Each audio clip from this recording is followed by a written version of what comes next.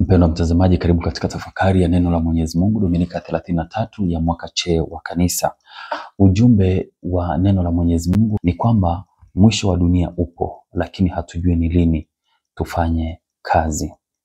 Kuna baadhi ya watu ambao walitabiri katika nyakati tofauti kwamba mwisho wa dunia utakuwa leo ama kesho kutwa. Wa kwanza ni Mtakatifu Hippolytus wa Roma ambaye aliishi katika karne ya 3. Yeye alitabiri kwamba mwisho wa dunia utakuwa mwaka wa 500 baada ya kuzaliwa Kristo. Mwaka huo ulifika na hapakuwepo na chochote ambacho kilitokea cha ajabu. Wa pili ni William Miller ambaye alikuwa ni Msabato. Yeye alisema kwamba mwisho wa dunia utakuwa kati ya mwaka 1843 hadi mwaka wa 1844. Aliwaambia wafuasi wake wavae mavazi meupe katika miaka hiyo miwili wakisubiri mwisho wa dunia. Hakuna chochote kilichotokea katika miaka hiyo miwili na maisha yaliendelea.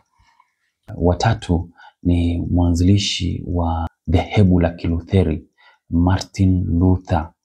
Huyu alitabiri kwamba mwisho wa dunia ungekuwa mwaka 1600, lakini hakuna kilichotokea na watu waliendelea kuishi. Wa nne ni Dorothy Martin. Huyu alikuwa ni Marekani. Yeye alitabiri kwamba mwisho wa dunia ungekuwa tarehe 21 mwezi wa 12 mwaka 1954. Na alisema kwamba dunia hii ingeondolewa kwa mafuriko ya maji, lakini wafuasi wake wangenyakuliwa juu na viumbe wa huko angani ambao aliwaita UFO. Lakini mwaka huu 1954 hamna cha ajabu kilichotokea na maisha bado yanaendelea. Mwingine ni yule mwanafizikia maarufu Isaac Newton. Yeye katika barua yake ya binafsi ambayo ilionekana baada ya kufa kwake alisema kwamba mwisho wa dunia utatokea baada ya mwaka wa 2060. Bado mwaka 2060 haujafika, lakini kwa ambao watafika hapo basi wanaweza wakaona kama itakuwa ni mwisho wa dunia au la. Mwingine huko Afrika ni Joseph Kibotere wa Uganda. Joseph Kibotere alisema kwamba mwisho wa dunia ungekuwa mwaka wa 1999 tarehe 31 ya mwezi wa 12. Ilipofika tarehe hiyo basi mwisho wa dunia haukuonekana. Basi akasema tena mwisho wa dunia utakuwa ni tarehe 17 mwezi wa 3 mwaka wa 2000. Kwa hiyo akawafungia wafuasi wake wote ndani, na kilichotokea ni kwamba nyumba ile waliokuwa wakisali iliungua moto na wafuasi wake wote wakafa. Lakini huo haukuwa pia ni mwisho wa dunia, bali ulikuwa ni mwisho wa dunia kwa wale wafuasi wake waliomwamini. Na sasa tuangalie masomo ya Dominika 33 yanasemaje kuhusu mwisho wa dunia. Somo la kwanza linatoka katika kitabu cha Nabii Malaki sura ya 4 aya ya kwanza hadi ya pili. Nabii Malaki alihubiri kati ya mwaka wa 500 hadi 400, lakini zaidi mwaka wa 450 kabla ya kuzaliwa Kristo huko Yerusalemu. Ilikuwa ni kipindi ambacho Wayahudi wamerudi kutoka katika utumwa wa Babeli, na hekalu lilikuwa limeshajengwa chini ya usimamizi wa nabii Zakaria, Nehemia na kuhani Ezra alikuwepo wakati wa marekebisho ya hekalu. Basi baada ya marekebisho ya hekalu, makuhani pamoja na Wayahudi walikosa uaminifu kwa Mwenyezi Mungu. Baadhi ya makosa yao ni haya hapa. Makuhani walimtolea Mwenyezi Mungu sadaka isiyo safi. Makuhani walikataa kuwafundisha watu wa Mungu masuala ya kiimani. Na kosa lingine, wanaume wa Kiyahudi walioa wanawake ambao ni wapagani, na Wayahudi walikataa kumtolea Mwenyezi Mungu zaka.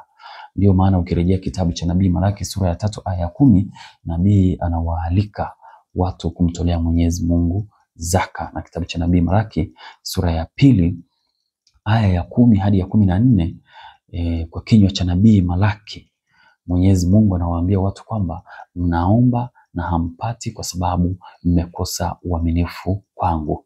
Sehemu sasa ya somo la leo ambayo ni sura ya 4 aya ya kwanza hadi ya pili. Mwenyezi Mungu anasema kwamba kutakuwepo na mwisho wa dunia. Na katika siku hiyo baadhi watakuwa makapi kutokana na kiburi na kutenda kwao uovu. Hao wataangamia katika tanuru ya moto. Lakini wanaomcha Mwenyezi Mungu na kuwa waaminifu kwake, jua la haki litawazukia. Hao wataingia katika paradiso. Injili inatoka katika mwinjili Luka sura ya 21 aya 5 hadi ya 19. Katika Injili Yesu anazungumzia kuhusu mwisho wa dunia na anataja ishara mbalimbali ambazo zitatokea na watu watadhani kwamba huo ni mwisho wa dunia, lakini kumbe huo sio mwisho wa dunia. Ishara ya kwanza ni kwamba hekalu la Yerusalemu litaangushwa. Na ni ukweli, hekalu la Yerusalemu liliangushwa na kuteketezwa mwaka wa 70 baada ya kuzaliwa Kristo, lakini huo haukuwa ni mwisho wa dunia. Watu watakuja na kunena kwa jina la Mwenyezi Mungu.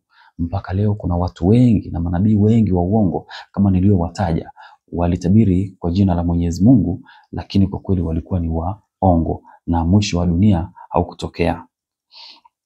Mataifa mbalimbali yatashambuliana. Mpaka sasa hivi kuna vita kati ya Waisraeli na Wapalestina, lakini hiyo haimaanishi kwamba ni mwisho wa dunia.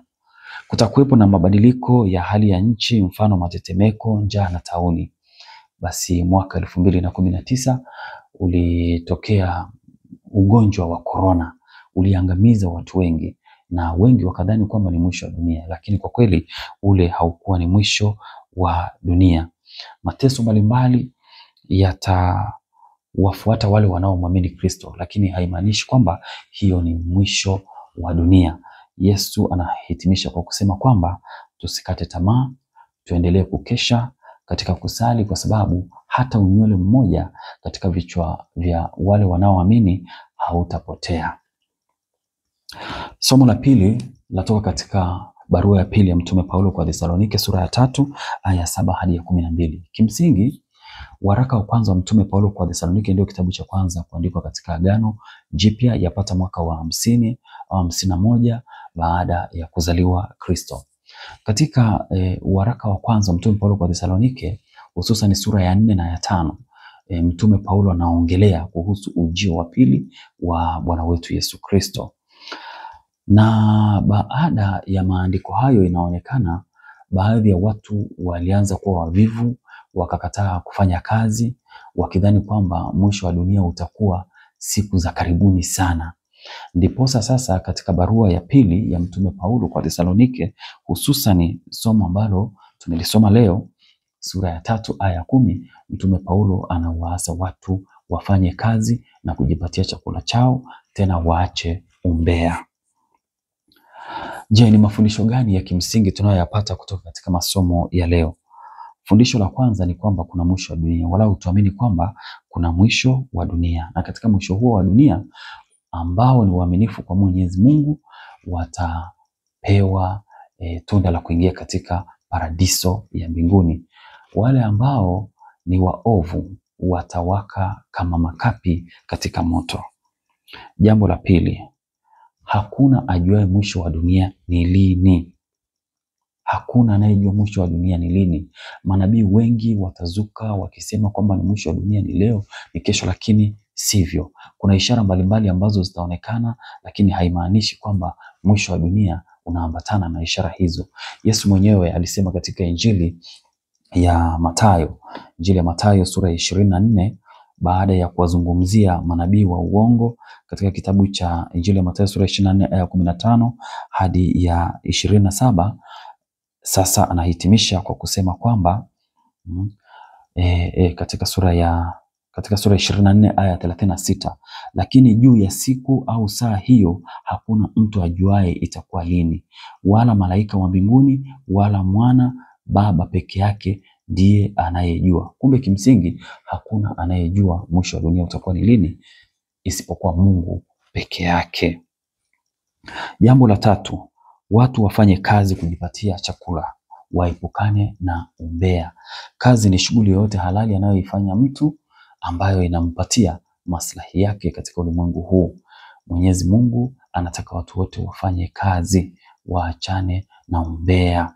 Mtume Paulo mwenyewe katika kuhubiri kwake Injili alifanya kazi. Ukirejea katika kitabu cha Matendo ya Mitume sura ya 18 aya ya 3, alikuwa anatengeneza mahema. Na tena Mtume Paulo anatuambia kwamba ni afadhali zaidi kutoa kuliko kupokea. Kitabu cha Matendo ya Mitume sura ya 20 aya 35. Lakini mtu anayetoa ni mtu yupi? Ni mtu yule kimsingi anayefanya kazi. Na ndio maana nabii Malaki aliwaambia Wayahudi watoe zaka. Sasa watatoa zaka kutokana na nini? Kutokana na kufanya kazi. Na sasa tuhitimishe na baadhi ya wazushi wanafalsafa ambao hawaamini kwamba kuna mwisho wa dunia, na wanazungumziaje kuhusu maisha ya hapa duniani. Basi wanafalsafa fulani katika ulimwengu huu ambao wanaamini kwamba maisha ya dunia hii ni kula, kunywa na kuponda raha, kwa sababu hatujui baada ya kifo kuna nini. Na wengine wanasema tusifikirie sana kuhusu kufa, bali tufurahie tu maisha yetu hapa duniani, tusiwaze kuhusu maisha baada ya kifo. Makundi ya wanafalsafa wanaoitwa wa Epikuriani, wengine wanaitwa wa Stoiki na wa Hedonisti wanasimamia msimamo huo: tule, tunywe, tufurahie maisha, tusifikirie kuhusu mwisho wa dunia. Lakini neno la Mwenyezi Mungu linatuonya katika kitabu cha Nabii Isaya sura ya 22. Kitabu cha Nabii Isaya sura ya 22 aya 13 hadi ya 14. Lakini ninyi mkafurahi na kusherehekea, mlichinja ng'ombe na kondoo, mkala nyama na kunywa divai. Ninyi mlisema, acha tule na kunywa, maana kesho tutakufa. Mwenyezi Mungu wa majeshi alinifunulia haya akisema, hakika hawatasamehewa uovu huu, watakufa bila kusamehewa. Mimi Mwenyezi Mungu wa majeshi nimesema hayo. Nikutakie Dominika njema ya 33 ya mwaka C wa kanisa.